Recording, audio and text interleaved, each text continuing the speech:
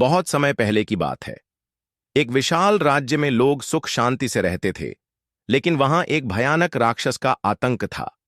उस राक्षस को भगवान से यह वरदान मिला था कि उसे कोई भी देवता, राजा या सैनिक मार नहीं सकता। इसी वरदान के कारण वह निडर होकर गांव-गांव जाता, मासूम लड़कियों को पकड़कर ले जाता और उन्हें अपनी क्रूर इच्छाओं के लिए इस्तेमाल कर अंत में खा जाता था। राज्य का राजा और यहां तक कि महाराजा भी उससे भयभीत थे। लोग डर डर कर जी रहे थे। पूरा राज्य रोज इस दैत्य के नाम से कांपता था। कोई उपाय नहीं सूझ रहा था। इसी अंधेरे समय में महल की रानी ने एक पुत्र को जन्म दिया, जिसका नाम रखा गया शिवा। जन्म से ही वह भोलेनाथ का परम भक्त था। कहा जाता था कि यह बालक असाधारण है, क्योंकि केवल वही उस राक्षस के अंत का कारण बनेगा।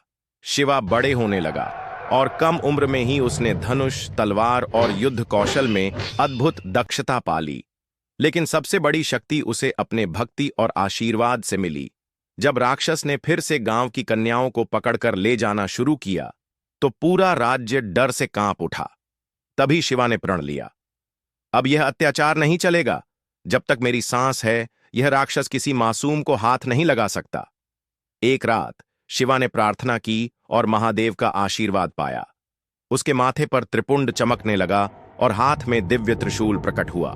अगली सुबह जब राक्षस गांव की ओर बढ़ा, तो शिवा उसके सामने आ खड़ा हुआ। दोनों में भीषण युद्ध हुआ। राक्षस गर्जना करता हुआ बोला, मूर्ख बालक, मुझे कोई देव, कोई राजा, कोई सेनापति नहीं मार सकता।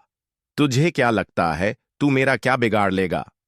शिवा मुस्कुराया और बोला, सही कहा तूने, तुझे कोई राजा या देव नहीं मार सकता, लेकिन तू भूल गया कि मैं सिर्फ एक भक्त हूं और मेरे भीतर शिव की शक्ति है।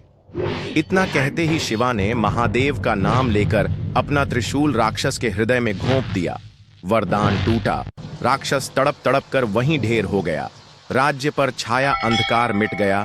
गांव की बेटियां सुरक्षित हो गईं और शिवा को सबने देव भक्त वीर कहकर सम्मानित किया।